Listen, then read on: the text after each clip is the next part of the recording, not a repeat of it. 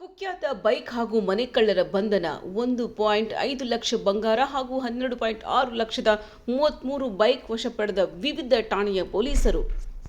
ಕಲ್ಯಾಣ ಕರ್ನಾಟಕದ ಕೇಂದ್ರ ಸ್ಥಾನ ಕಲಬುರಗಿಯಲ್ಲಿ ಇಂದು ನಗರದ ಪೊಲೀಸ್ ಆಯುಕ್ತರು ಕರೆದ ಸುದ್ದಿಗೋಷ್ಠಿಯಲ್ಲಿ ಕೆಲ ತಿಂಗಳ ಹಿಂದೆ ನಡೆದ ಶೈಲಜಾ ರಾಮರಾವ್ ಅವರ ಮನೆಯಲ್ಲಿ ಇಟ್ಟಿದ್ದ ಮಂಗಳಸೂತ್ರ, ಬಂಗಾರದ ಚೈನ್, ಕಿವಿ ಓಲೆ ಹಾಗೂ ಉಂಗುರ ಹೀಗೆ ಅಂದಾಜು 1.5 ಲಕ್ಷ ಕಳ್ಳತನ ನಡೆದಿದ್ದು ರಾಘವೇಂದ್ರ ಪೊಲೀಸ್ ಠಾಣೆಯಲ್ಲಿ ಪ್ರಕರಣ ದಾಖಲು ಮಾಡಿರುತ್ತಾರೆ.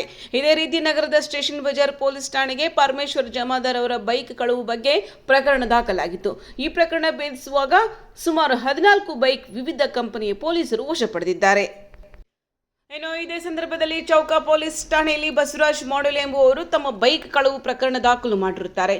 ಇದರ ಜೊತೆ ಸುಮಾರು 3.9 ಲಕ್ಷದ ವಿವಿಧ ಕಂಪನಿಯ 8 ಬೈಕ್ ವಶ ಮಾಡಲಾಗಿದೆ ಎಂದು ತಿಳಿಸಿದರು.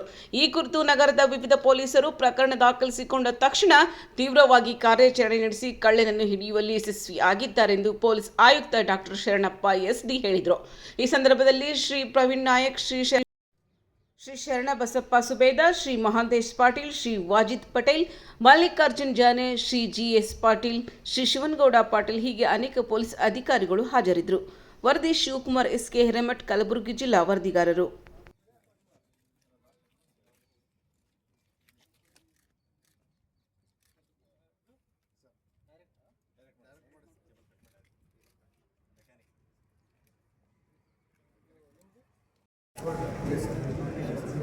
ನೋಡ್ರಿ ಸ್ವಲ್ಪ